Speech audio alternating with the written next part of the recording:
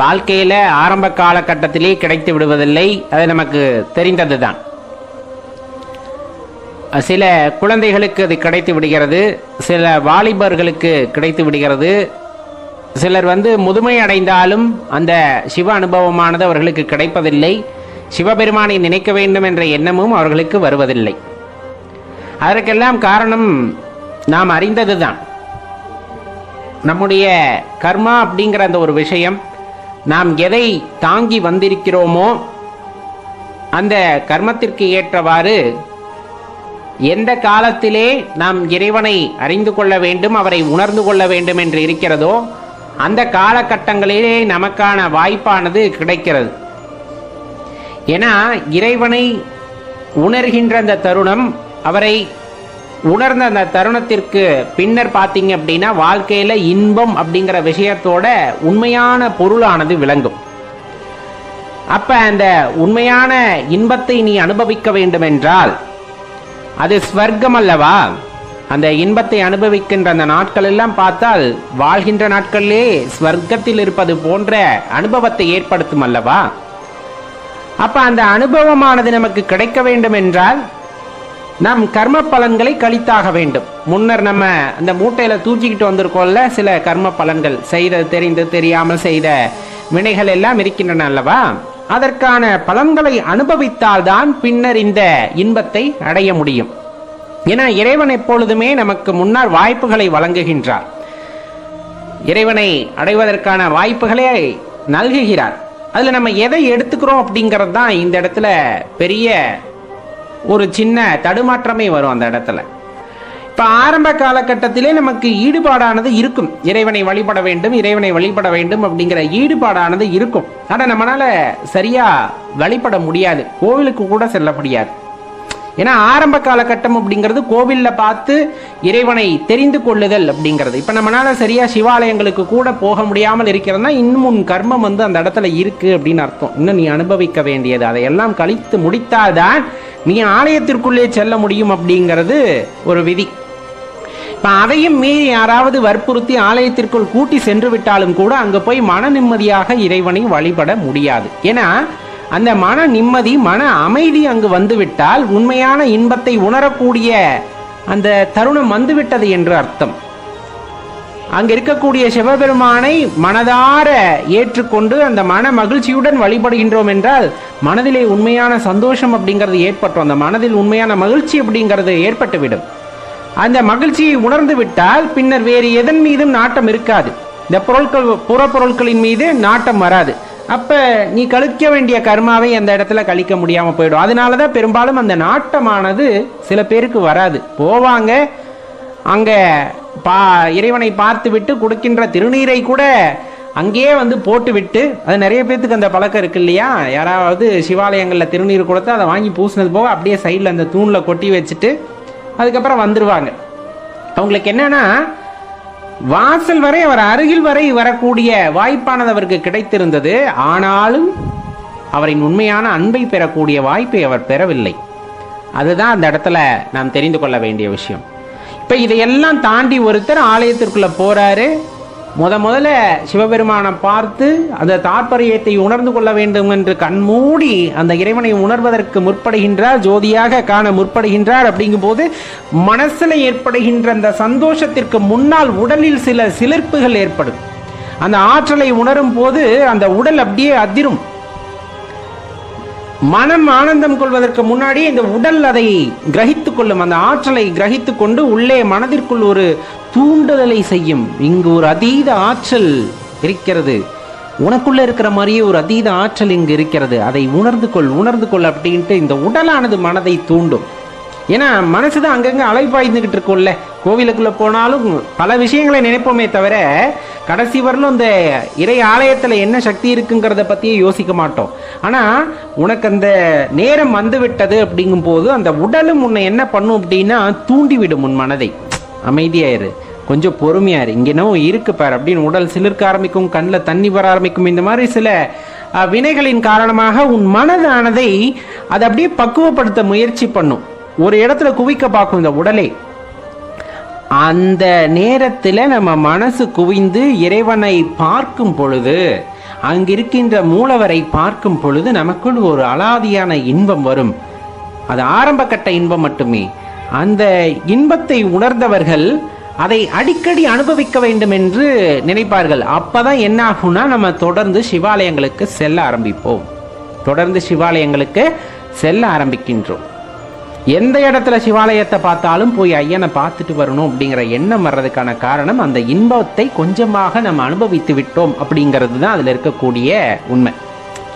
போய் பார்த்ததுமே எதுவுமே தோணாமல் இருக்கிறதுங்கிறது வேற, பார்த்தமே ஒரு சந்தோஷம், அப்படியே மகிழ்ச்சியானது மனதிலே உண்டாகும். அந்த இன்பம் அப்படிங்கிறத அனுபவிக்கணும்னு தான் ஒவ்வொரு ஆலயத்திற்காக போக ஆரம்பிப்போம். ஒரு கட்டத்தில் இது இன்னும் மிகையாக தேவைப்படுகிறது. எது? அந்த இன்பமானது எனக்கு அதிகமாக தேவைப்படும். ஏன்னா வெளியே பார்த்த இன்பமெல்லாம் ஒண்ணுமே இல்லை. 10,000 ரூபாய் காசு பார்த்தேன், 1 லட்ச ரூபாய் காசு பார்த்தேன், கார் வாங்கினேன், வீடு வாங்கினேன், அதுல எல்லாம் ஏன்னா வாங்கினதுமே எங்கேயாச்சும் உரசிடுமோ, எங்கேயும் தொலைஞ்சிருமோ, அந்த பயமும் சேர்த்துருக்கும். ஆனா இந்த இறைவன்ட்ட, எம்பெருமான் ஈசனிடம் நான் உணர்ந்த அன்பு இருக்கிறதே, அது யாராலும் பறித்து கொள்ள முடியாதளவா அது ஒரு நிரந்தரமான அன்பாக எனக்கு தோன்றுகிறது, இன்பமாக தோன்றுகிறது. அப்படிங்கும் போது அது இன்னும் மிகையாக எனக்கு தேவைப்படுகிறது. நான் இதுவரையிலும் அந்த இன்பத்தை அனுபவித்தது இல்லை, இப்ப அதை உணர்றேன். இறைவனை பார்த்ததுமே நான் உணர்கிறேன். அப்படியே கண்ணில் தண்ணி கலங்க அங்க நிக்கிறேன். பேசுறதுக்கு வார்த்தை இல்லை, நாக்கு தடுமாறுது. நம்ம சிவாயின்னு சொல்றது கூட நாக்கு தடுமாறுது. அந்த அளவுக்கு சந்தோஷத்தோட உச்சகட்டத்துல நான் இருக்கேன். ஆனா அதுவுமே சின்ன ஆனந்தம்னு சொல்றாங்க. அப்ப அந்த பேரானந்தம் அப்படிங்கிறத நான் உணரணும்ட்டு எல்லா ஆலயங்களுக்கும் தேட ஆரம்பிக்கும் போது உங்களுக்கு அந்த கர்மாவெல்லாம் முடிந்து விட்டு நீ உண்மையான பேரின்பத்தை அனுபவிக்க வேண்டும் என்ற அந்த நிலை வரும் பொழுது, இறைவன் நான் ஆலயங்களில் மட்டுமல்ல, நீ எங்கிருந்தாலும் நீ இருக்கின்ற இடத்திலே நீ அமைதியாக இருந்து உன்னுள் உன்னை பார், அங்கு நான் இருக்கின்றேன் அப்படிங்கிறத உணர வைப்பார் பாருங்க. அப்பதான் அந்த இன்பமானது இன்னும் மிகுதியாக நமக்கு கிடைக்கின்றது. அந்த இன்பமானது மிகுதியாக நமக்கு கிடைக்கின்றது. அதன் பின்னர் அமைதியாக அமர்ந்து நம்முள்ளே அவரை தேடும் பொழுது அதுவும் சாதாரணமாக நடந்துவிடப் போவதில்லை. அப்படியே கொஞ்சம் கொஞ்சமா நம் பல படிநிலைகளை தாண்டி, பயிற்சிகளை எல்லாம் தாண்டி, மனதை ஒருநிலைப்படுத்தி எல்லாம் மறைந்துவிட்ட நிலையிலே அந்த இன்பத்தை அனுபவிக்கும் போது கோவில்களில் நாம் அனுபவித்த இன்பங்களை விட அது பல மடங்கு பெரிதாக இருக்கும். அப்ப அந்த இன்பம் அப்படிங்கிற அந்த விஷயம், அந்த மகிழ்ச்சி அப்படிங்கிற விஷயம் எங்கு உறைந்திருக்கிறது அப்படின்னா உன்னுள் உறைந்திருக்கிறது. அதை நீ புரிந்து கொள் அப்படின்ட்டு ஈஸ்வரன் அந்த இடத்துல நமக்கு காட்டுகிறார். அப்ப அந்த உண்மையான இன்பத்தை அனுபவிக்க கூடியவர்கள் அப்படிங்கிறவங்க 8 வயசுல இருக்கலாம், 10 வயசுல இருக்கலாம், 15 வயசு, 30 வயசு, 50 வயசு, 70, எப்ப வேணாலும் இருக்கலாம். அவரவர் தூக்கி வந்த மூட்டைக்கு தகுந்தார் போலே அது வேறுபடுகிறது. நம்ம முயற்சி செய்கிறோம், இறைவனை பார்க்க வேண்டும், இறைவனை உணர வேண்டும் என்று. அதற்கான வாய்ப்பு உடனே நமக்கு கிடைத்து விடுகிறதா அப்படிங்கிறத எண்ணி பார்த்தீங்கன்னா தெரிஞ்சிடும். அருகாமையில் இருக்கக்கூடிய பிள்ளையார் கோவிலுக்கு நம்மளால போக முடியாது, வீட்டுக்கு பக்கத்திலே இருக்கும். எத்தனை முறை போயிருப்போம்னு யோசிச்சு பாருங்க. இறைவன் எல்லாம் ஒருவர் தான், பல வடிவங்களிலே பல நாமங்களிலே இருக்கின்றார். இருந்தாலும் அந்த ஆலயத்திற்கு கூட நம்மளுக்கு போகிறதற்கு வாய்ப்பு கிடைத்திருக்கிறார். ஏன்னா இறைவன் ஆணையிட வேண்டும். நாம் அங்கே செல்ல வேண்டும் என்றால் இறைவன் ஆணையிட வேண்டும். அவர் ஆணையிடாமல் எதுவும் நடக்காது அப்படிங்கிறத தெளிவாக தெரிஞ்சுக்கணும். அதுதான் இப்போ நம்ம தெளிவாக உணர்ந்து கொள்ள வேண்டிய விஷயம். இன்னொன்று, இந்த வாழ்க்கையில் மனதோட தன்மைக்கு ஏற்றவாறு தான் நம் வாழ்க்கையில எல்லாம் மாறுபடுகிறது. இது எல்லாமே தெரிஞ்சது தான். நம்ம மனதானது ஒரு விஷயத்தை விரும்ப வேண்டும். இப்ப எல்லாரும் சொல்றாங்க சிவபெருமான் கருணையான தெய்வம், அவர் கருணையே வடிவமானவர் சொல்றாங்க. சொல்றதை நான் கேட்கிறேன், கேட்கறனால என்னால் உணர்ந்துட முடியுமான? கிடையாது. என் மனம், இந்த உடலிலே இருக்கின்ற அந்த மனமானது அதை ஏற்றுக்கொள்ள வேண்டும். ஆம், இறைவன் கருணையே வடிவமானவர் அப்படிங்கிறத உணர்ந்து கொள்ள வேண்டும். உணர்ந்து கொண்டு அதன் வழியிலே நாம் பயணிக்க வேண்டும் என்ற ஏக்கமான அந்த மனதிற்கு வர வேண்டும். அதுதான் ரொம்ப முக்கியமான விஷயம். வெளியிருந்து 1000 பேர் 1000 விதமா சொல்லலாம். இறைவனுடைய அருமை பெருமைகளை, அவருடைய திருவிளையாடல்களை பல்வேறு வகையில் சொல்லலாம். அதை கேட்கும் போது சந்தோஷமா இருக்கும், அதுக்கப்புறம் காத்துல கரைஞ்சு போயிடும். ஆனா இந்த மனசு அப்படிங்கிறது இறைவனை ஏற்றுக்கொள்ள வேண்டும்.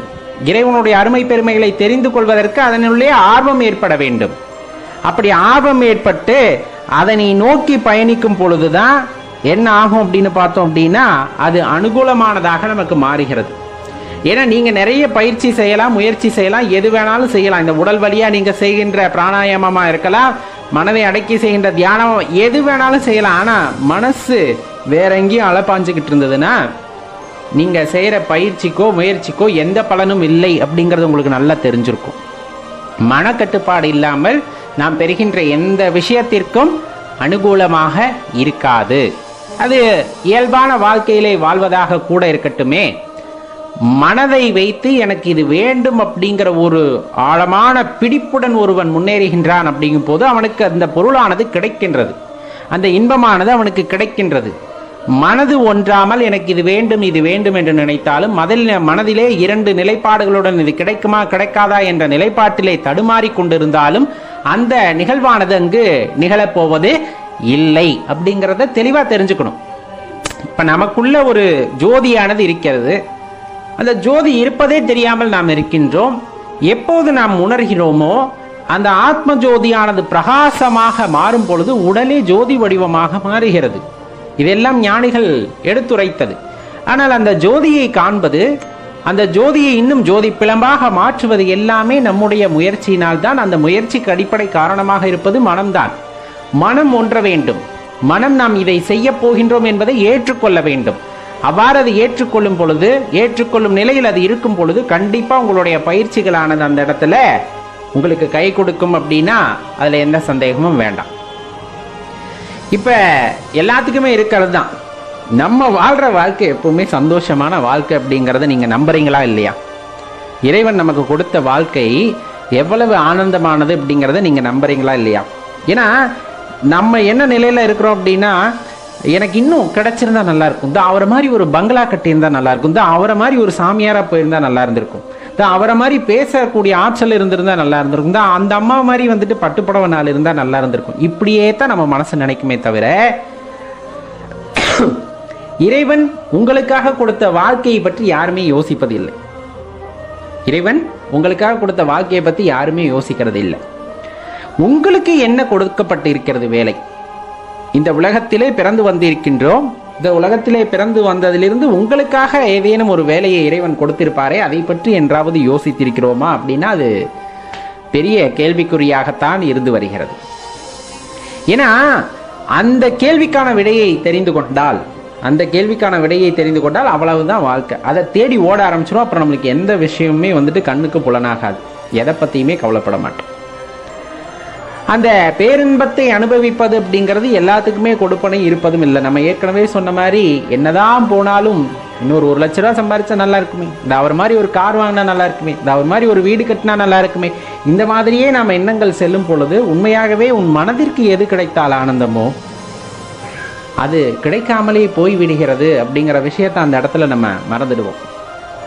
அகப்பொருட்களின் மீது கவனம் செலுத்தாமல் புறப்பொருட்களின் மீதே கவனம் செலுத்தி கொண்டிருந்தால் கிடைக்கின்ற இன்பம் அப்படிங்கிறது இவ்வளவு பெரிதான விஷயமாக இருக்காது. சிவபெருமான் பல பேத்துக்கு பல வாய்ப்புகளை கொடுக்கின்றார். இதெல்லாம் சரி இதெல்லாம் தவறுன்னு அவங்க உள்ளத்துக்குள்ளே இருந்து பல குரல்கள் கேட்கும். ஆனால் அந்த குரலை யாரும் கேட்பதில்லை. அப்படியே கழுத்தை பிடிச்சி நசுக்கி அமைதியாரு அப்படின்றாங்க. ஏன்னா இந்த புறப்பொருட்களின் மீது இருக்கின்ற நாட்டம் அவர்களுக்கு அவ்வளவு பெரிய ஆனந்தமாக தெரிகின்றது. உள்ளத்திலே இருக்கின்ற அந்த அன்பை, அமைதியை, பேரமைதியை உணர்ந்து கொள்வதற்காக நாம் எதுவும் செய்வதில்லாமல் போகிறதல்லவா? அதுதான் இங்க இருக்கக்கூடிய பெரிய பிரச்சனையே. அது ஏதாச்சும் செய்யணும்ல, மனசு சந்தோஷமா இருக்கணும்னு நம்ம ஏதாவது செய்யணும் இல்லையா? என்ன செய்யறது? மனசுக்கு பிடிச்சது செய்யணும். மனசுக்கு என்ன பிடிக்கும் அதுவே தெரியலையே, அதைத்தானே தினம் தினம் தேடிக்கிட்டு இருக்கோம். எப்போ உண்மையான சந்தோஷத்தை அந்த மனசு உணருதோ அப்பதான் அதுக்கு அதை பிடிக்கும். அப்ப நீங்க பல சந்தோஷத்தை காமிச்சிட்டீங்க, இறைவனின் மீது நாட்டத்தை ஏற்படுத்தி அதன் வாயிலாக உண்டாகின்ற அந்த ஆனந்தத்தை அந்த மனதிற்கு புரிய வைத்து விட்டால் அது வேறு எங்கும் செல்லாது. வேறு இந்த சின்ன சின்ன ஆசைகளை எல்லாம் நாடி அது செல்லாது. மாறாக பிடித்த பிடிவாதமாக இறைவனையே பற்றி கொண்டு அங்கு இருக்கும், அந்த இறையாற்றலையே பற்றி கொண்டு இருக்கும் என்றால் அதில் எந்த மாற்று கருத்தும் இல்லை. நீங்கள் யோசிச்சு பார்த்தீங்கன்னா உங்களுக்கு நல்லா தெரியும்.